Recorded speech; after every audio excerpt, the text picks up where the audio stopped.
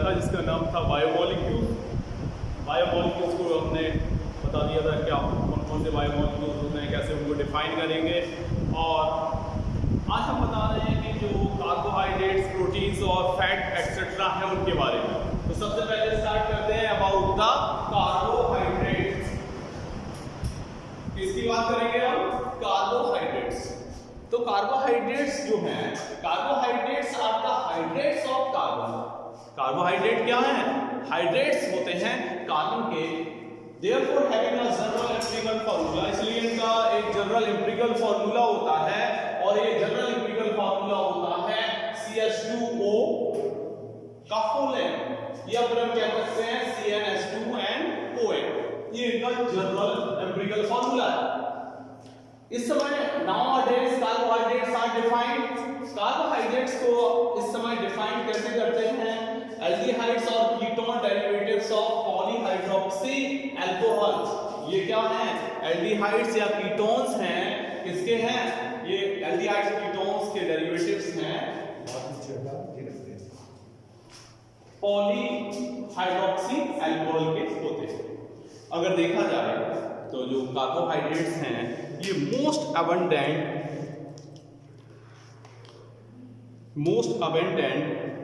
Organic compound on the earth हैं, और लगभग 80% पार्ट जो ड्राई वेट है प्लांट का वो बना होता है।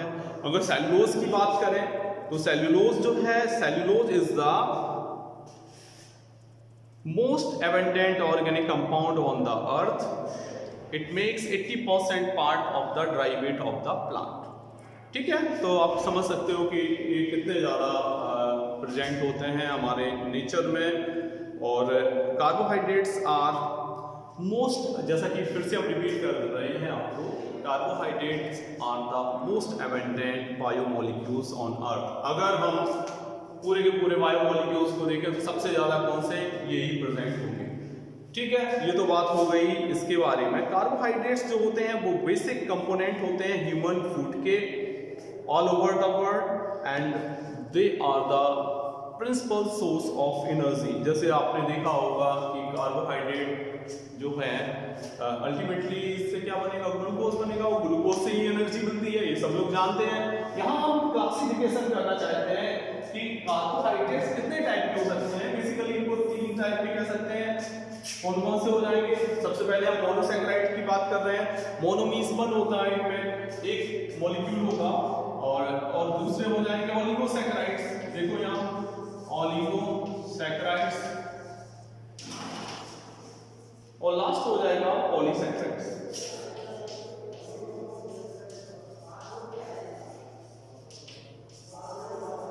कौन कौन से हो गए? Monosaccharides, oligosaccharides and polysaccharide. Monosaccharides जो होंगे वो सिंपलर एंड स्मॉलेस्ट कार्बोहाइड्रेट्स होते हैं, और इनको कैन नॉट बी सिंप्लीफाइड और सिंपल फॉर्म में, मतलब हाइड्रोलाइज नहीं किया जा सकता है। ये अगर नेचर में देखें तो ये स्वीट होंगे, क्रिस्टलाइन होंगे, और साथ ही साथ ये वाटर सॉल्युबल होते हैं। 2 तरीके के हो जाएंगे। एक तो देखो ग्लूकोज होगा, एग्जाम्पल देखो ग्लूकोज, फ्रक्टोज, गैलेक्टोज, ये 3 लिख दीजिए। ठीक है, ग्लूकोज एल्डिहाइड होता है और ये कीटो होता है। अब इनके और नाम समझ लो। ग्लूकोज को ब्लड शुगर भी कहते हैं, फ्रक्टोज को फ्रूट शुगर कहते हैं, गैलेक्टोज को ब्लड शुगर कहते हैं, ध्यान रखना। इसके बाद बात करेंगे अबाउट द ओलिगोसैकेराइड की। ओलिगो मींस होता है फ्यू।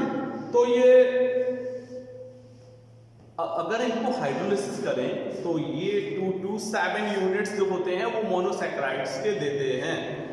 ये भी टेस्ट में स्वीट होंगे, क्रिस्टलाइन होंगे, as well as water soluble होंगे।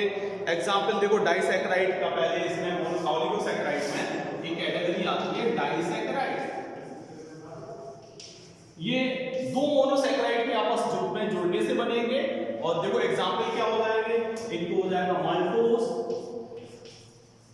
दूसरा हो जाएगा माल्टोज के अलावा क्या हो सकता है इसका एग्जाम्पल? एक तो माल्टोज हो गया, एक हो जाएगा सुक्रोज हो जाएगा, ठीक है, सुक्रोज हो जाएगा, और एक हो जाएगा लैक्टोज। डाइसैकेराइड के 3 एग्जांपल समझने की कोशिश करो। माल्टोज को माल्ट शुगर कहेंगे, सुक्रोज को केन शुगर कह सकते हैं, और लैक्टोज जो होती है वो मिल्क शुगर बोली जाती है। तो ये डाइसैकेराइड के हमने 3 एग्जांपल बता दिए। ट्राइसैकेराइड होंगे, टेट्रा होंगे,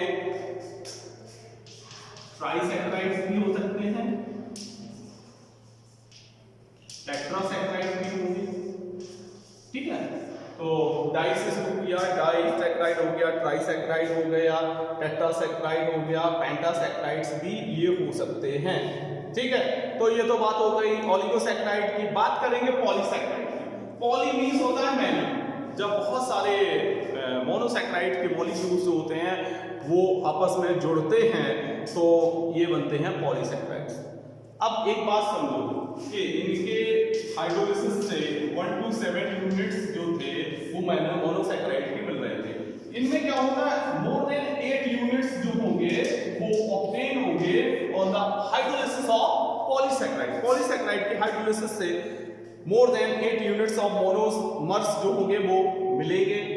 अब इनमें देखो क्या क्या हो जाएगा, और ये जो होंगे टेस्टलेस होंगे। पहली बात, दोनों जो थे कौन कौन से, मोनोसैकेराइड और ओलिगोसैकेराइड कैसे थे, ये थे स्वीट टेस्ट में, सॉल्युबल थे, वाटर सॉल्युबल थे। यहां देखो प्रॉपर्टी कुछ अलग हो रही है पॉलीसैकेराइड की, ये टेस्टलेस होंगे, एमॉर्फस होंगे, as well as water insoluble होंगे। जैसे आपसे कहें कि जो स्टार्च है, स्टार्च को आप खूब स्टिर करना तो ये मिक्स नहीं होगा वाटर या अदर में। तो ये 2 तरीके के होंगे, एक तो होंगे होमोपॉलीसैकेराइड जिन्हें होमोग्लाइकन बोल सकते हैं, और एक होंगे हेटेरोग्लाइकन। देखो पॉलीसैकेराइड हो गए 2 टाइप के, एक हो जाएगा होमोग्लाइकन और दूसरा हो जाएगा हेटेरोग्लाइकन।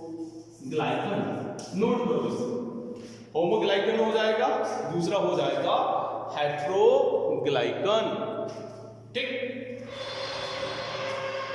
तो दोनों को समझो, होमोग्लाइकन और हेटेरोग्लाइकन।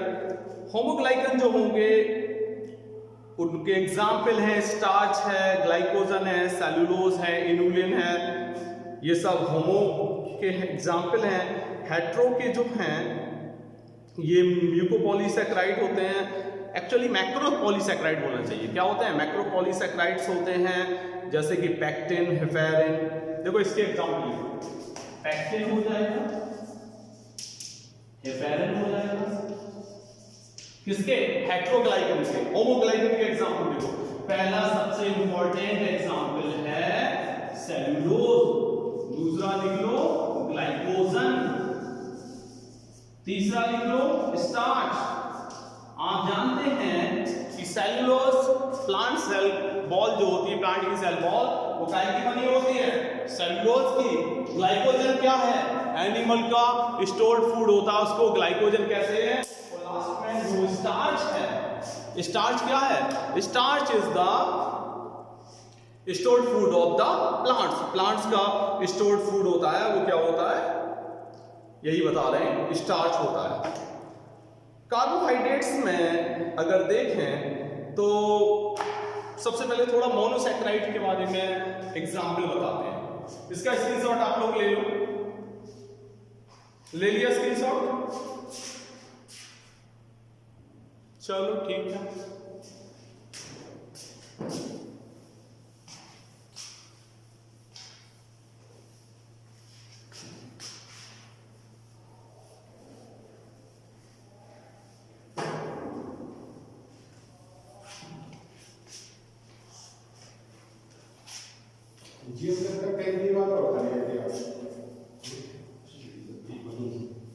तो मोनोसैकेराइड में एक एग्जांपल आपको बता देते हैं जो सबसे ज्यादा इंपॉर्टेंट है। वैसे तो आपको बहुत सारे बता चुके हैं। सबसे पहले पेंटोज शुगर देख लो, क्या बता रहे हैं आपको, पेंटोज शुगर। पेंटोज शुगर का मतलब होता है 5 कार्बन कंटेनिंग शुगर, जिनमें 5 कार्बन हो उनको कहते हैं पेंटोज शुगर। तो इनका फॉर्मूला क्या होता है, C5H10O5। जनरल फॉर्मूला क्या हो जाएगा इनका C5H10O5। तो दो तरीके की हो जाएंगी, एक होगी डीऑक्सीराइबोस शुगर, पहले राइबोस समझो, एक होगी राइबोस शुगर और दूसरी होगी डीऑक्सीराइबोस शुगर। ये राइबोस शुगर पाई जाएगी आरएनए में और डीऑक्सीराइबोस शुगर प्रेजेंट होती है इन द डीएनए। और इसके देखो हम बना दे रहे हैं आपके सामने,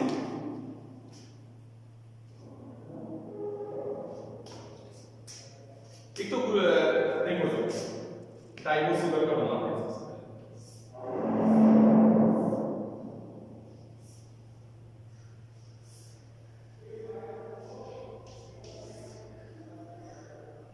यहाँ एक जुड़ जाएगा CH2OH,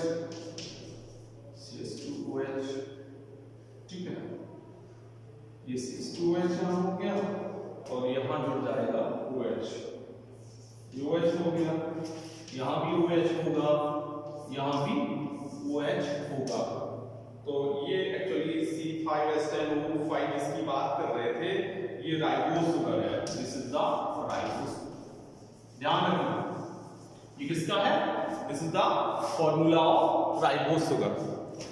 इसका स्क्रीनशॉट ले लो आप लोग और नेक्स्ट टाइम हम आपको कार्बोहाइड्रेट से रिलेटेड जो भी आपका बचा है उसको कंप्लीट करवा देंगे। Thank you so much, have a good day.